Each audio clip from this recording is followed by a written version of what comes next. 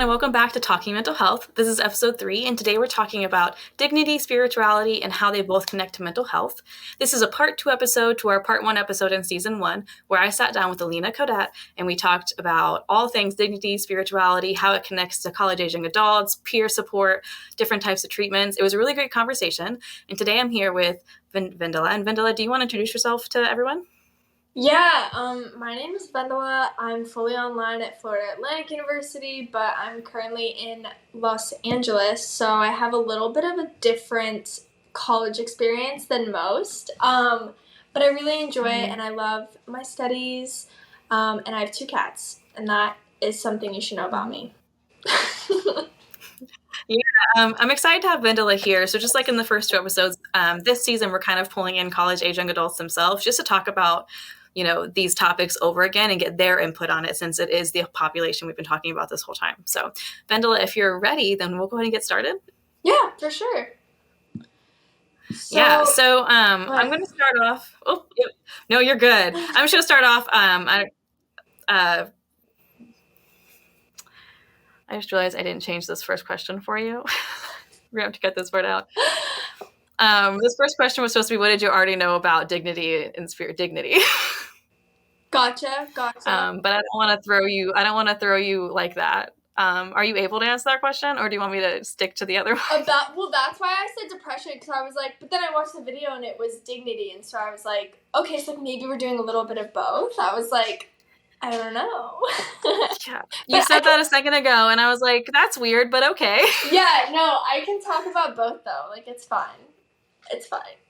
Okay. So do you want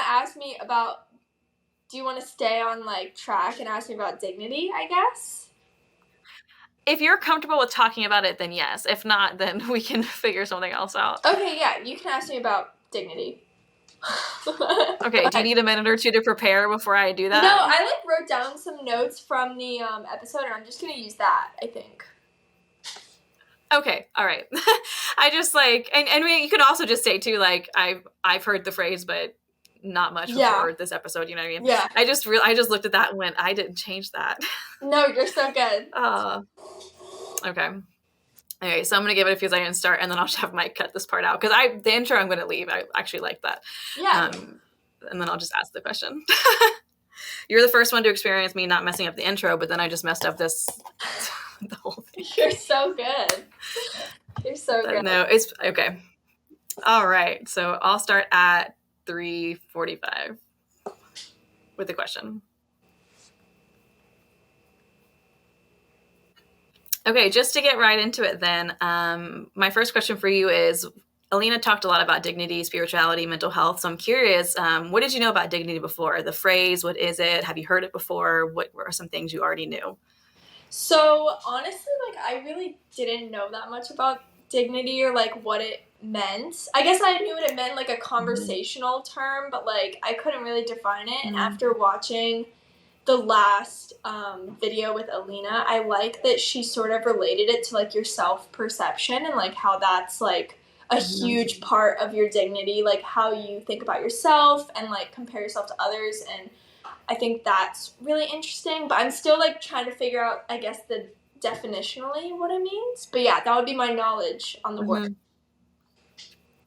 Yeah, and I was pretty similar, too. So a lot of times when I reached out to, these professionals to talk to them, I was like, what topics are you passionate about, things you want to talk about?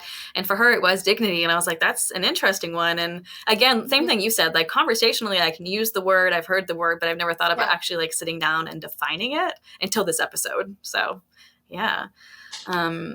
What is something then after watching it or throughout watching it that resonated with you?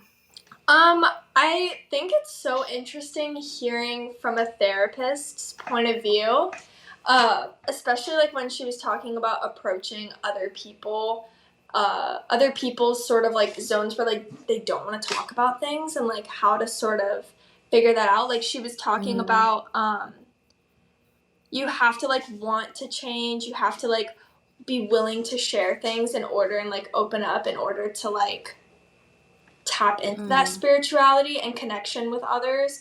And I think that that's something I need to remember, to be honest, because I'm the kind of person that's okay, you're upset. Why are you upset? You need to tell me. Whereas her approach was much more like, okay, like I'm seeing there's pushback, so like let's talk about like why there's pushback as opposed to what the pushback is. And I think that was really interesting to hear, and also great for my own relationships, because I was like, yeah, honestly, I need to maybe chill out a little bit, because I'm like a acts of service, like helper, like I need to fix the problem kind of thing. But yeah, I liked her approach to that. Yeah, and just like a couple of things that I remember that kind of stuck with me based on what you just said is one, I wrote down, she said this phrase, they may not be ready for it to change, and that's okay. And I thought that was super powerful, because I think sometimes we do get stuck in that like service thing where like we have to fix it, we have to fix it, we have to fix it. But sometimes it's okay if they're just not ready for that change. Yeah. And it goes along the lines too that it's super hard to help someone if they're not ready to be helped. Yeah. I think it's all along there. And then yeah, there was something else you said. You really can't help somebody if they don't want it, you know? Yeah. Yeah. Yeah. And then also just like all that connection to relationships that she was talking about. And so you kind of circled back to that like approach of what to do when someone is like, you know, having a hard time. And she talked about having like noticing things and voicing it to them. And I thought something I thought was interesting that's connected is she was talking about how like sometimes, you know, say you can't go to therapy for whatever reason, or you can't make it, or you can't afford it, or you're just not ready for therapy, that relationships with other people can be healing. Yeah. Which I thought was really neat. And I'm curious that like, as a college student, if you've ever found yourself in spaces like that where you were like, wow, I felt really bad when I walked into this space, and now I feel so much better just because you were hanging out with people or you were doing an activity with them that you really enjoyed. I'm curious if you have experiences like that. Honestly, the times where I like feel, I'm the kind of person that if I feel bad about something, I like close myself off to socialization. I really don't like socializing when I don't feel good. I think it kind of stems from like a people pleasing perspective where I'm not able to be like on, and so I don't want to expose other people to that side of me, which is literally just me but a little bit sad.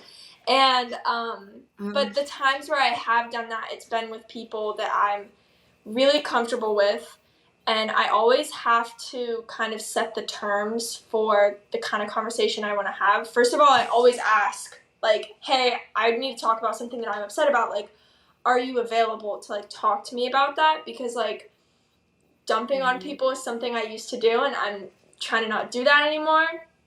And then also just saying, like, I don't want any advice. I just need somebody to listen, or I really want your advice on this situation.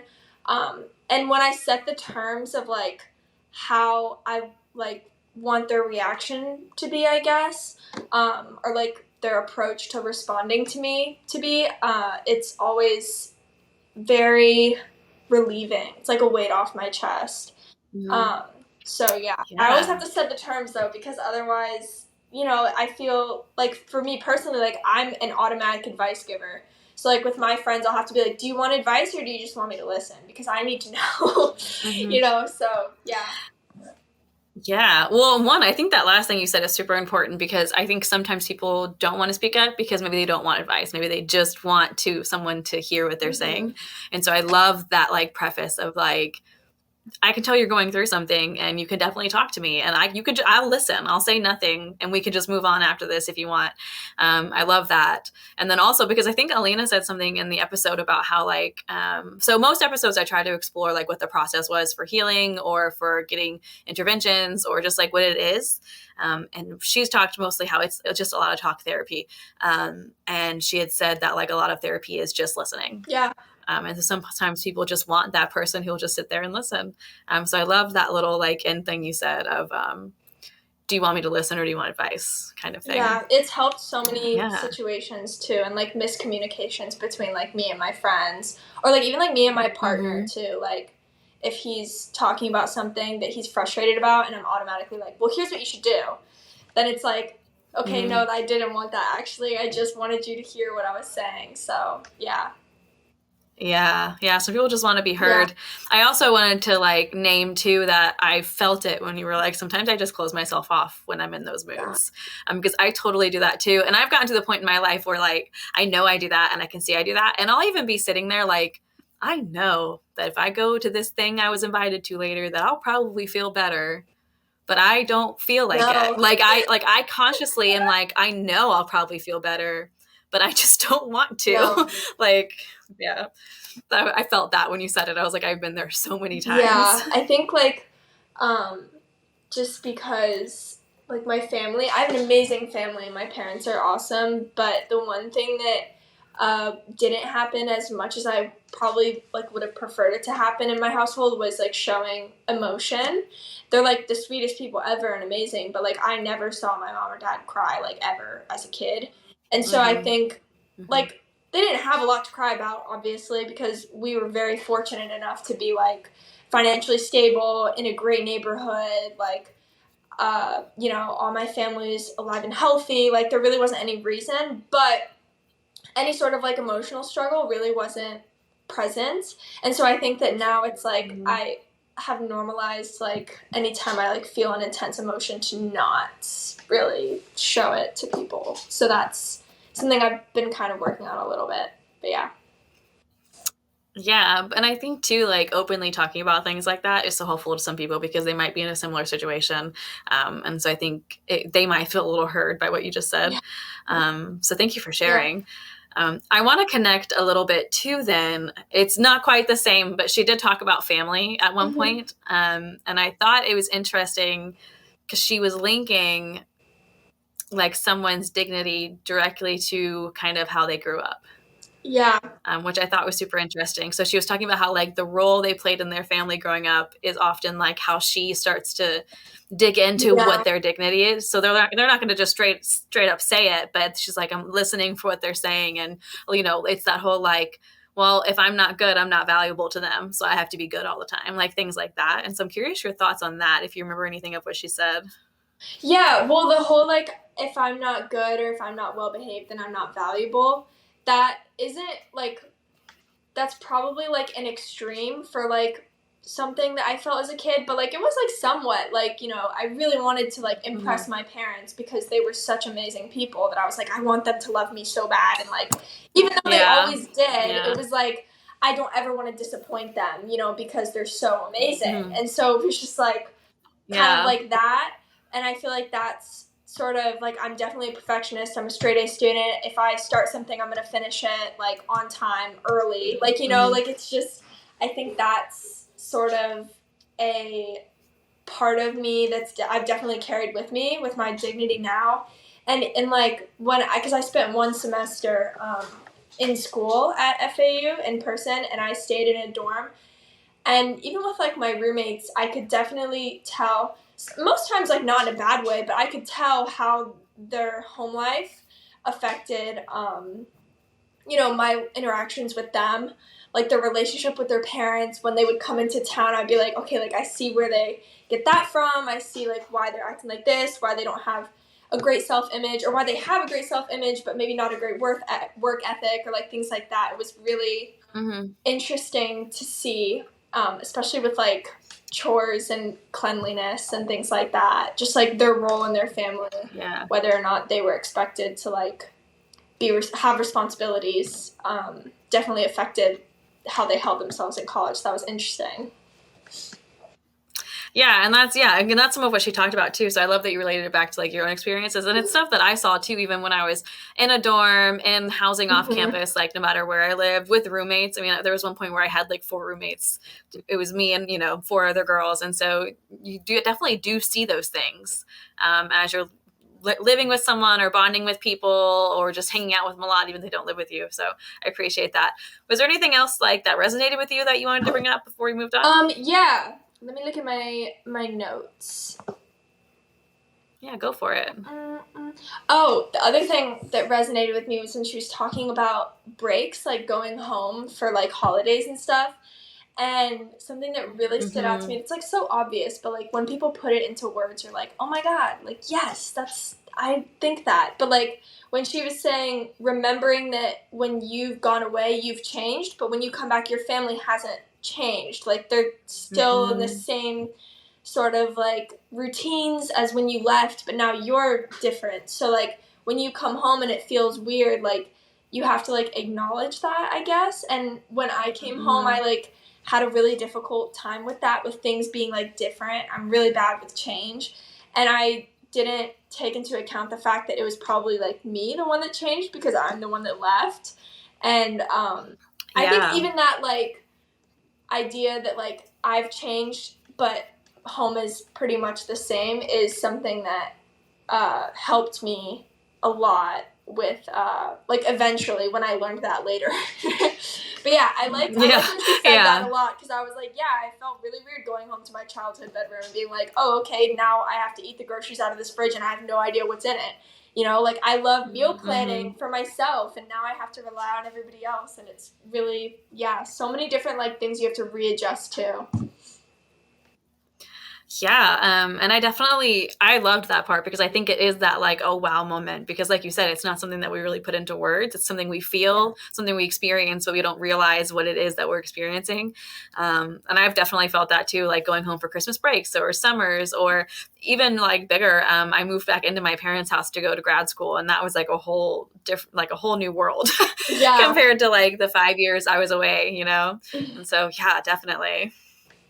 Yeah, very cool. Yeah. So one of the things about these questions and this episode specifically is the questions that I would typically ask the professionals in season 1 were harder to relate to the topic of this episode of dignity, spirituality, and mental health. And so it's a little bit like that today too with you. And I actually don't think I gave you this warning, so I'm so sorry that I didn't tell you that. There's a little bit of like a difficulty of like, you know, whereas in episode 1, have you seen anxiety before in people around you? That's so easy. But asking like, have you seen people struggle with like their dignity and self-worth before? It's a little bit of a harder question. So I'm curious though, I still want to ask it to see like if you've seen people struggle with this just throughout like your time in college or whenever really.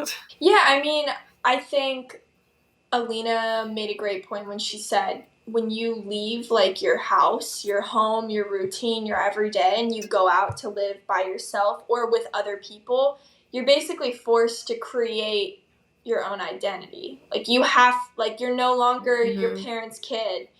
Like your last name doesn't carry the same significance than it did in your hometown, you know? So it's like you're creating this identity, and I think that when that's happening at the same time as so many other college kids your age in your dorm, all around you all the time, there's bound to be insecurities. There's bound to be sort of unhealthy standards set, because everybody's trying to create this amazing identity. This is the first time they can be new, a new person, and nobody knows them. So like, of course you're gonna start seeing people adopt unhealthy habits, because first of all, nobody's there to supervise them. This is the first time they have freedom, and second of all, they want to be the best version of themselves, this new and sort of recycled version, because they don't know anybody there. So I think that yes, I've definitely seen people struggle with that, and I have struggled with that, because that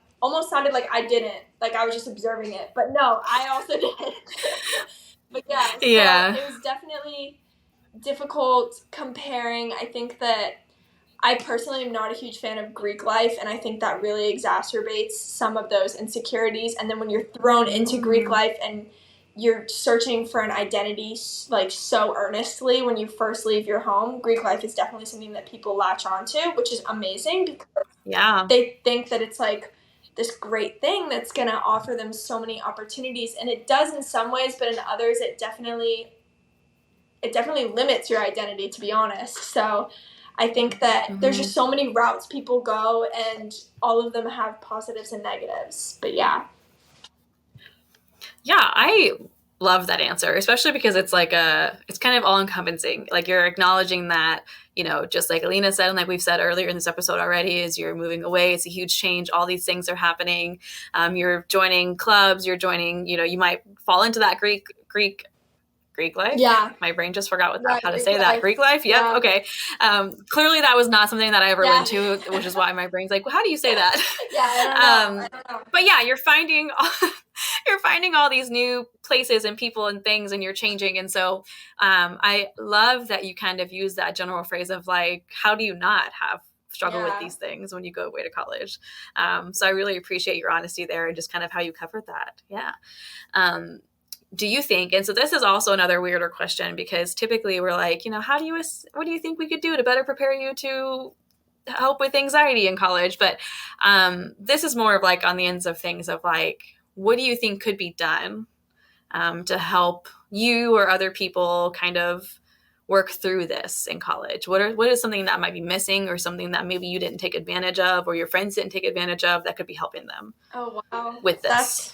I love and hate questions like that, because my mind is constantly thinking about what could be better, because I'm just a little bit of a narcissist in that, or not like a negative person in that way sometimes, where I'm like, how could this be better?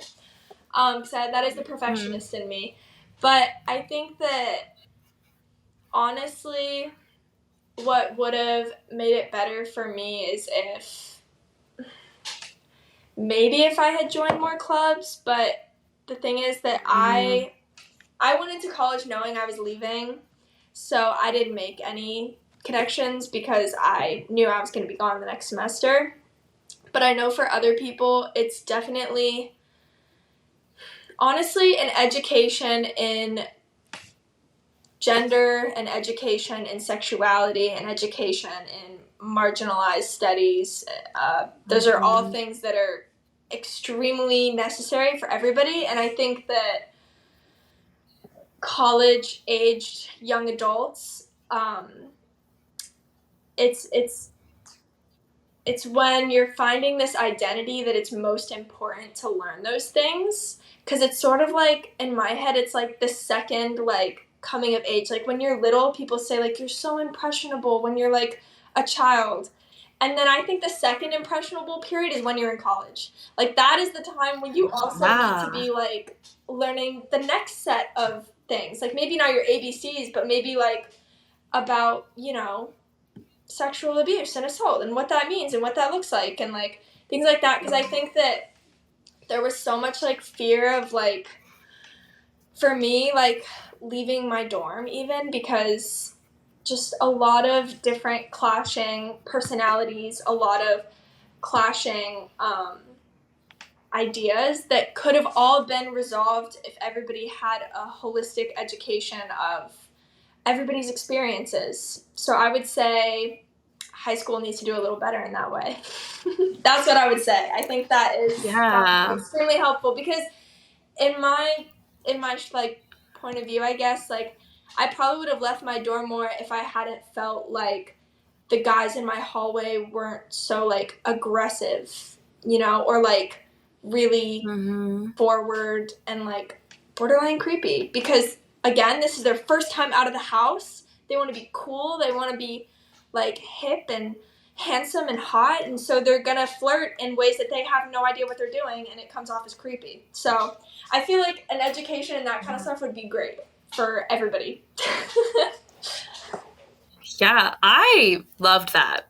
Like, I don't even want to comment on it myself. I just want to let it sit there and be there, because I think that was everything. I mean, from talking about, like, that difference between, like, being an impressionable, you know, tiny human to, like, going away, that was so good.